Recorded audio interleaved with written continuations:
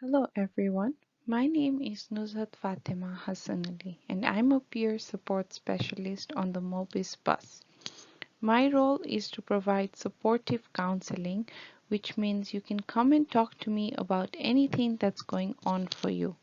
You would usually see us on the MOBYSS bus in the school parking lots, but with the current situation, we are providing virtual support. Our topic for today is going to be healthy relationships. We are created as social beings with the need to connect and interact with others. We all want our relationships to work well and bring us happiness. So let's see how can we create healthy relationships. So today we will be discussing the following key points. What makes a healthy relationships? What are the signs of an unhealthy relationship? How can we get to know ourselves better in order to better our relations? And lastly, we'll talk about strengthening and managing our relationships during a lockdown. We will discuss healthy and unhealthy relationships in the context of family relations, friendships, as well as partner or romantic relationships. As you will see in the coming slides, the characteristics may overlap, but for the purpose of this presentation, we will discuss them separately so that we can discuss separate scenarios as well. Before we begin, I would suggest you grab a piece of paper and pen, and as we explore the characteristics of family relations, friendships, as well as romantic relationships, reflect on your own relationships and think about the good and what needs to be worked on. What are the unhealthy characteristics of your relations? So we'll start by talking about the unhealthy family relationships and the characteristics of that. The first one is unpredictability and fear.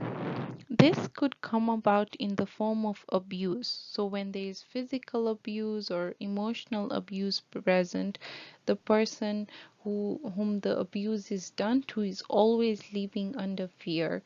And this could be between spouses, this could be between parent and child, this could be between siblings as well. But this could also come about when a family does not allow diversity for members to form their own interests and beliefs. The next one we'll talk about is conditional love. Conditional love can tie in with manipulation. When family members love only when they want something, and this could come from a place of insecurity or selfishness. The family member is left feeling used. For example, a mother only cares for her child because she is bringing money into the house. Once the child does not bring money into the house, the mother stops loving them. The next thing we'll talk about is lack of boundaries. Lack of boundaries is when there is no healthy boundaries present. And when there's no healthy boundaries present, a person may feel like they have no privacy.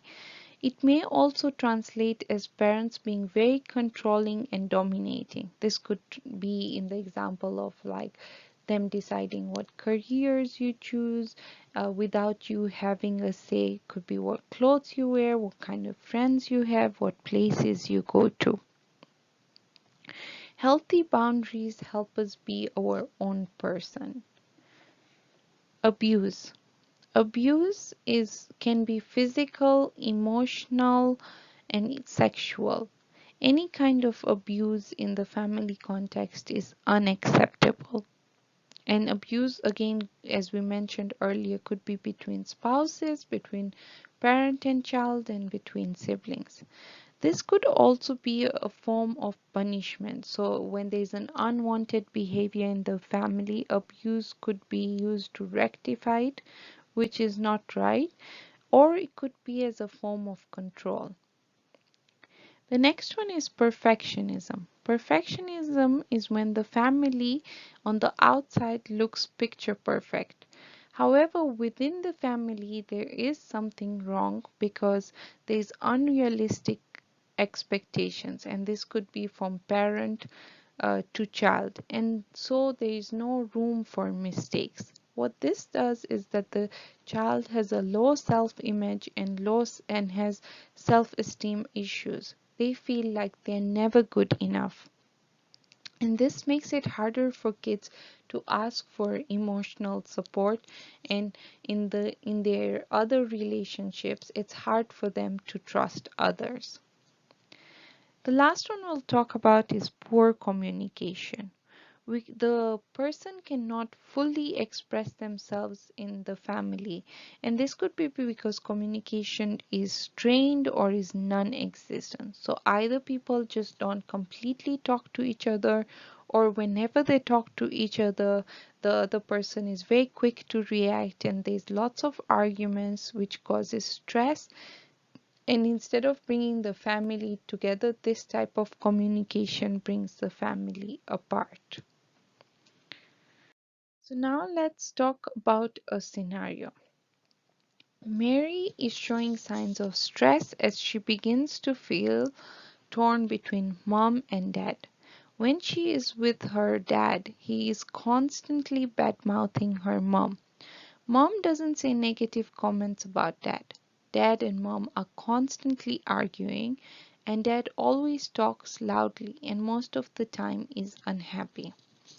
This makes Mary feel very sad and scared at times. Mary loves spending time with mom alone. She has said that she doesn't want to spend as much time with her dad, but dad makes her feel guilty. So in this situation, there's guilt, there's control being used, there's emotional abuse as well that's going on. Um, and children yearn for the approval of their parents and loved ones. So in this case, Mary is caught in a dilemma between her father and mother. She doesn't want to hear negative things about her mother from her father, but her father makes her feel guilty for wanting to spend more time with the mom. And so there's a lot of, and this is an example of an unhealthy family relationship. Now let's talk about what is a good, healthy relationship in families. And research has shown that the quality of family relationships is more important than the size or composition. It's not about how many people are in the family, it's about the quality of the relationships. And a family can be made up of anyone a person considers them to be family. It could be siblings, parents, it could be grandparents, aunts, uncles, anybody you consider family. So the first one that is we'll talk about is communication. Communication means listening to each other and communicating with openness and honesty. There's a safe place where anyone can come and share, and they'll be heard, and there'll be no lies and manipulation involved. The next one is sharing activities, spending time together doing things you enjoy. So having family rituals, having meals together, cooking, sports together, going on a family trip, playing board games. They all create a bonding between the family. The next one is togetherness. So sharing similar values and beliefs that create a sense of belonging and bonding. So feeling like you belong to your family, you're a part of it. Affection. Affection is important because affection makes someone feel loved and cared for. So this could be through words, hugs, acts of kindness. This could be through gifts and thoughtfulness. So these are all signs of affection, and they are very much shown in when a family has a healthy relationship. Acceptance. Acceptance is understanding, respecting, and appreciating each family member's unique qualities. You can be your own person in the family. Resilience is the family is able to tolerate difficulties and adapt to changing situations in positive ways. So family members feel safe and connected to one another. Sometimes these relationships involve conflict, which is a normal part of family life. Conflict can occur between adults, children, and others in the family. In healthy relationships, these conflicts are dealt with in a safe and respectful way. Healthy family relationships mean that positive interactions outnumber the difficult times. So now we're done talking about healthy and unhealthy relationships in the family. Let's move on. Unhealthy relationships in friendships. So, um, the first characteristics of this is that your friend puts you down or makes fun of you. Whenever you are around them or spend time with them, you feel more negative than positive. When you leave, you feel like overwhelmed or tired rather than happy. The conversation isn't equal. You never get the chance to talk about your problems or take decisions or make plans. They usually dominate the conversation. They aren't happy when good things happen for you, and they're very competitive. So they take every opportunity to prove they are superior than you or they are better than you. And once you stop giving them that attention, or they stop feeling superior, then they will withdraw from that friendship. Drama and talk behind your back.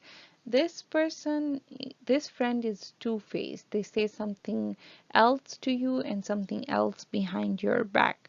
Whenever you're around them, you're involved in a lot of drama and you're constantly having to justify yourself. You don't feel at ease in this friendship. Bad influence. This relates to peer pressure. They encourage you to get into a wrong relationship or encourage you to use drugs. They encourage you to not participate in school. So they don't take you towards growth. They use your secrets against you. So here it's more about when you self-disclose, so you share something very personal with them, they would use that as rumors, or if your friendship ends for whatever reason, they use those things you say to them against you. So let's see a scenario now. So Tiffany likes Joey and she thinks Joey likes her. She told her best friend Andrea that she and Joey sometimes sit and talk together. After school, while they are waiting for their parents to pick them up, Andrea starts to get annoyed if Tiffany mentions Joey. Tiffany finds out that Andrea has started spreading rumors that Tiffany and Joey are an item and even implied that they've had sex. So this is a clear example of an unhealthy friendship.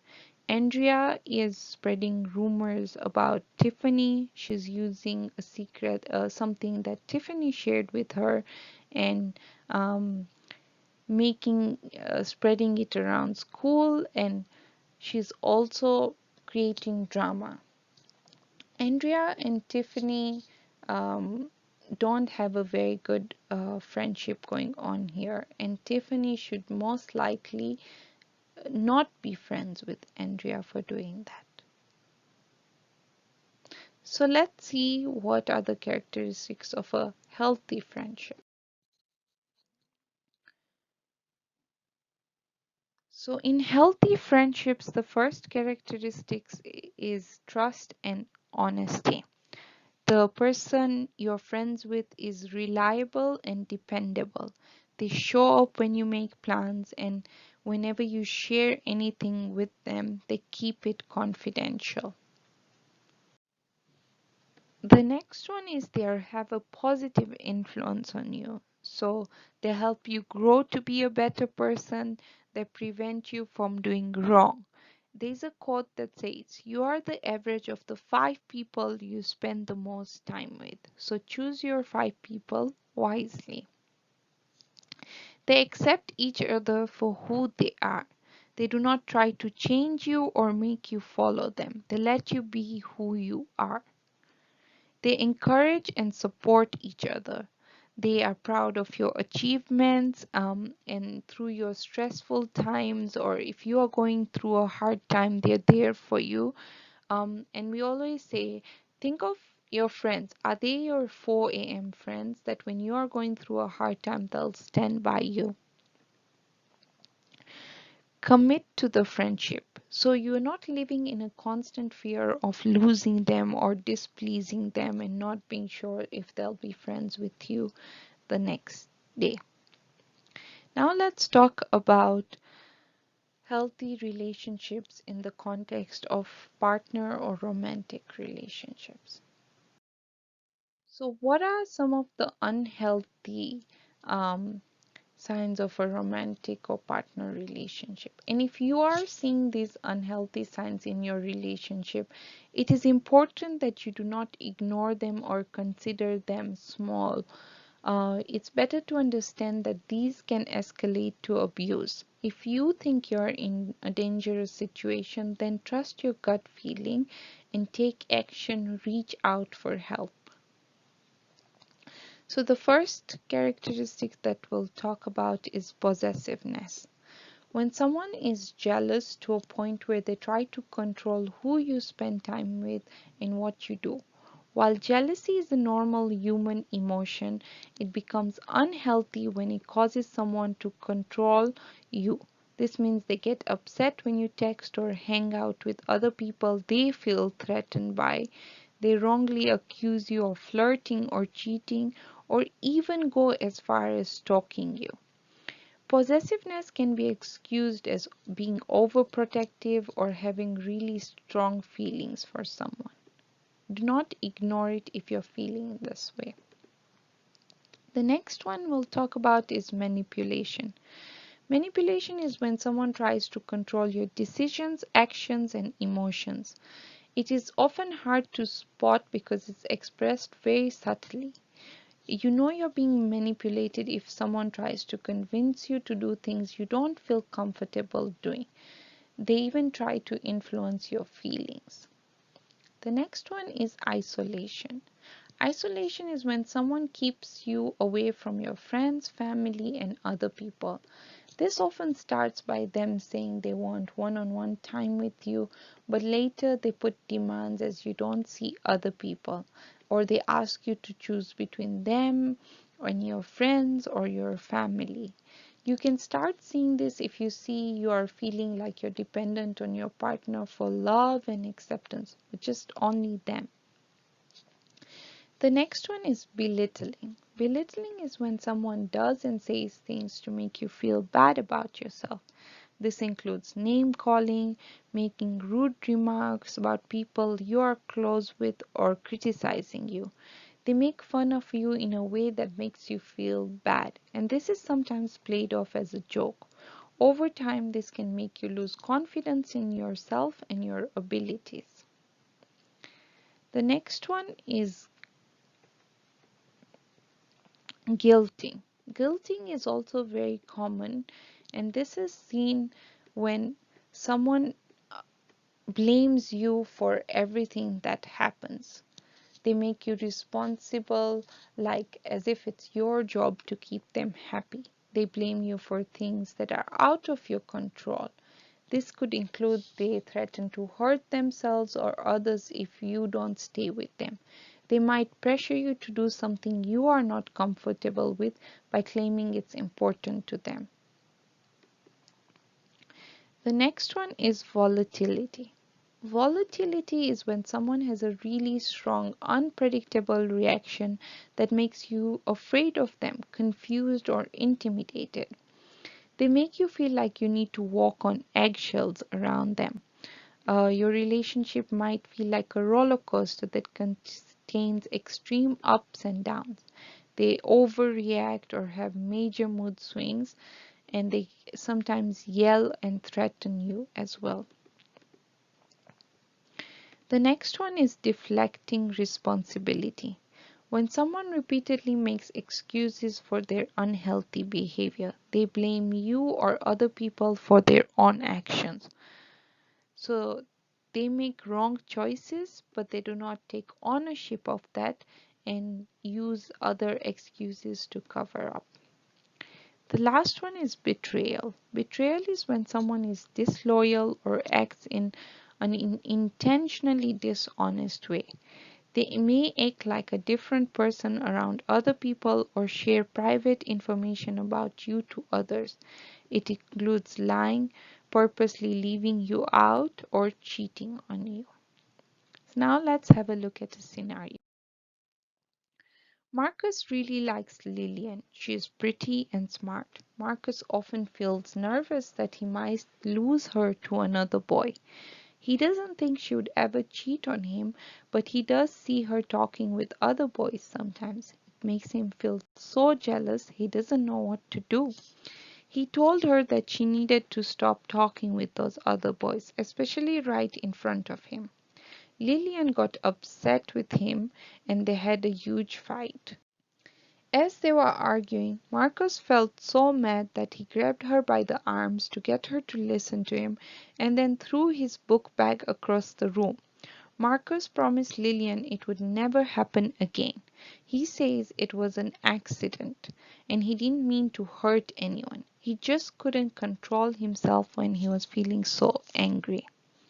So this is another scenario of an unhealthy relationship where there is trying to limit or control what the other person is doing. So Marcus is trying to control what Lillian does and who she speaks to. He's also showing jealousy and even showing some kind of abuse where he's throwing and breaking things during the fight.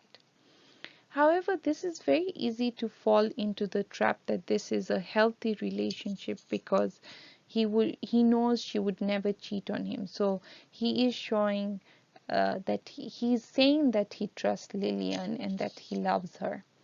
But it's important to see that Marcus may love and trust Lillian, however, his actions are unacceptable and make for an unhealthy relationship. If he can learn to control his anger, perhaps they could have a healthy relationship. However, Lillian does not deserve to be treated in this way, and it would be unsafe for her to stay in the relationship at this point. So what characterizes a healthy romantic relationships? So the first one is fun. You enjoy spending time together and you bring out the best in each other. A healthy relationship should feel easy and make you happy. You can let loose, laugh together, and be yourself. The relationship cheers you up. And no relationship is fun 100% of the time, but the good times definitely outweigh the bad. Trust. You are confident that your partner won't do anything to hurt you or ruin your relationship. Trust should come easily. You don't have to question the other person's intentions or having to prove or put them through a test to prove your loyalty. If you're finding you have to do that, then there is something wrong there. Taking responsibility. So, owning your actions and words. You avoid placing blame and are able to admit when you make a mistake. You genuinely apologize when you've done something wrong and you continually make a positive change to better your relationship. Equality.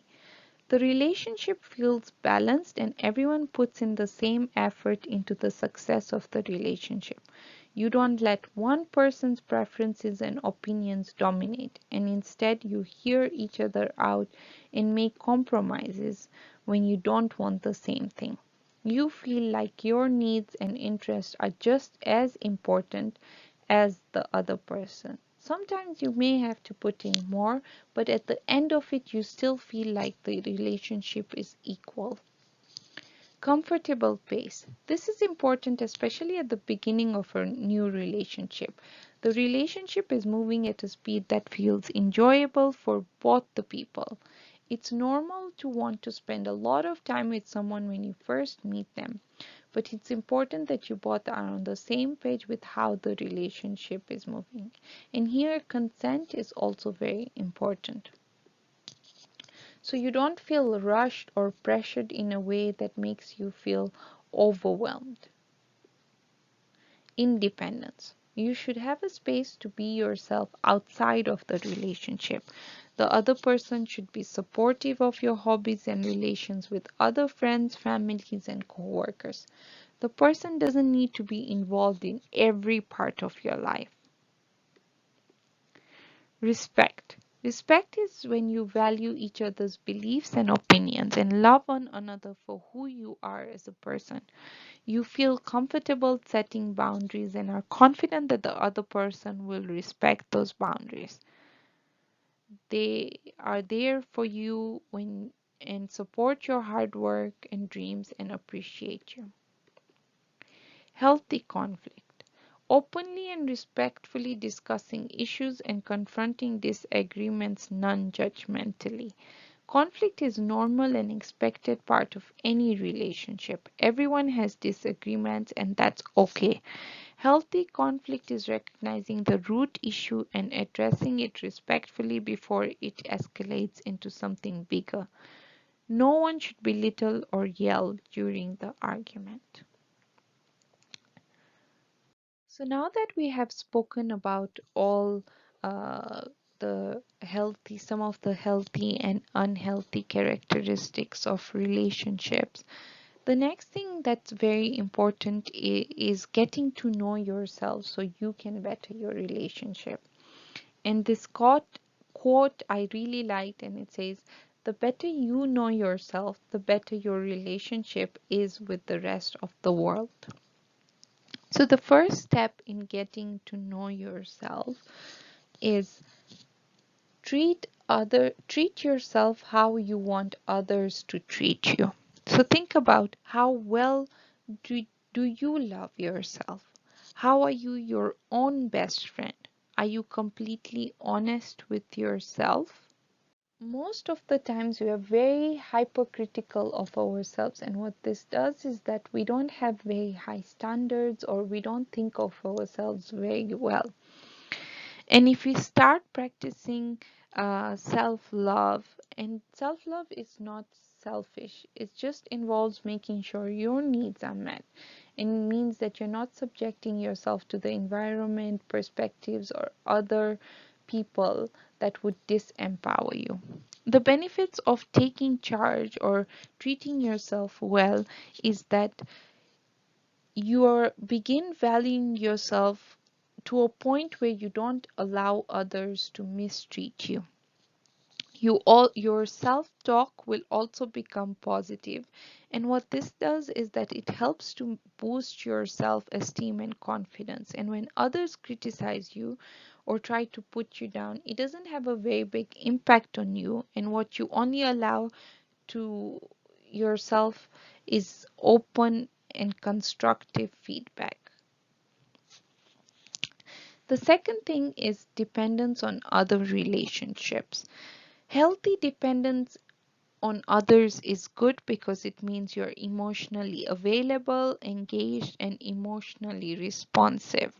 Healthy dependence means you're more confident and it gives you the courage to be yourself, to fall back on others, as well as to trust others. However, if your dependence is clingy and you feel helpless without the other person or you feel inferior, then that kind of dependence is wrong. So really reflect on what kind of dependence do you have on your relationships. The relationship blueprint. So this is um, having reflecting on the relationships you are in currently or your past relationships? Have you looked back at the past relationships and noticed common patterns? Sometimes we replay the same patterns and never grow and evolve in our personal experiences because we're doing the same mistakes in or choosing the same people that hurt us over and over again. We grow up with this relationship blueprint, and this is formed by what we see within our families and our close environments, and that becomes imprinted within us. However, if we reflect, we can change this and make a shift to the kind of relationship patterns we are getting into.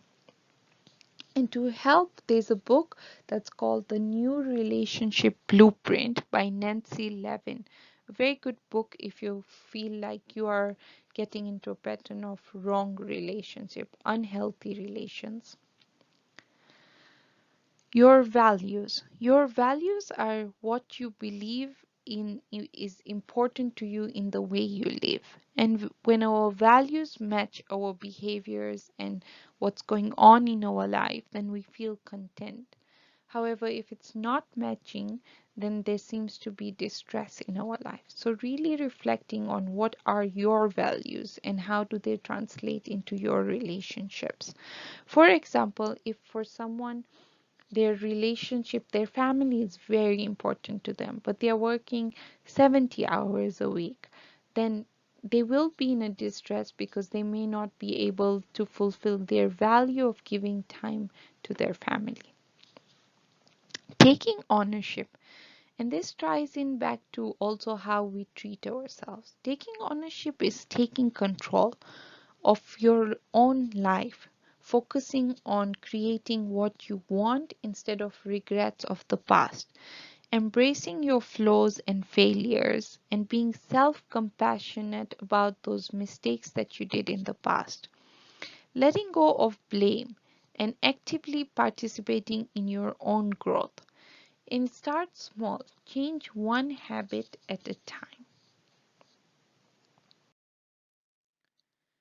So now let's talk about strengthening and managing our relationships during a lockdown. Our relationships with our loved ones are under a microscope like never before. The struggle is real. Some are struggling with not being able to partake in outside activities. Others are trying to work from home with no space or motivation. Others are angry at their friends for not answering or communicating enough. Others are lonely and more bored than ever. And then there are those who want to end their relationships, but they can't under the circumstances. Some may also not be feeling safe at home. If you find yourself in that situation, reach out to somebody.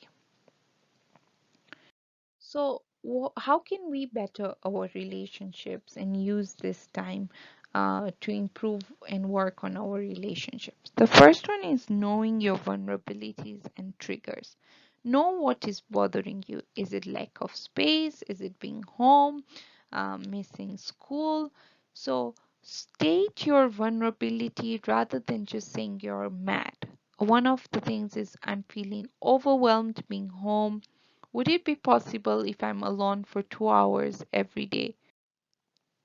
That way, I won't feel irritated all the time and I can be with you all in a better mood. If you know your triggers, you would be better able to control them. Constructive criticism and I statement. It's easy to feel annoyed with something someone says, does, or doesn't do. However, we can provide constructive and use I statements to get our message across without it escalating into an argument. So, for example, I love that you're helping me with the dishes. Would you mind helping me with laundry sometimes? I really appreciate you helping me during this time. You're being polite and you're also getting your message across that you need more help. Spend time together. Spending time together means using the time to build a healthy family. Do things together, cook together. It's scientifically proven that having a family ritual has proven to increase family connectedness. Even just having one meal a day together. Make time for yourself. This is crucial because if you give time to yourself, you will have the patience to deal with everything that's going on at this time. The happier you are, the happier you will be with everyone else around you. Appreciation and gratitude. Compliment your loved ones for what they're doing right. This will encourage them to do more. Gratitude is also acknowledging the good in one's life, and it creates greater happiness. The more positive emotions, the stronger your relationships. Check in daily. If you're worried about your grandparents or people away from you, call them, talk to them. Use this time to connect with loved ones. Mindfulness. Mindfulness is very useful at this time when we feel frustrated, helpless, and confused. It helps us focus our attention on the present moment and accept it without judgment. It helps to reduce stress and creates overall happiness. There are many apps out there. One of them is Calm. You can try that out as well. So these are the references and some of the references used for this presentation. If you'd like to read more, the links are attached in this presentation. This is the MOBYSS contact. So although we are not on the road right now, we are offering virtual support. We have a nurse practitioner, so if you need medical advice, or if you need counseling or support because you're feeling stressed. Our website is here on the presentation, and if you go on the website, it will have a save a spot function. If you put in your details there, one of us will contact you and provide you with support. You can even text our phone number 289-879-2376. If you have any questions regarding this presentation, I've shared my email address on the first page of on the title page of this presentation. Please feel free to email me. Thank you. Hope you learned something from this presentation. Stay safe.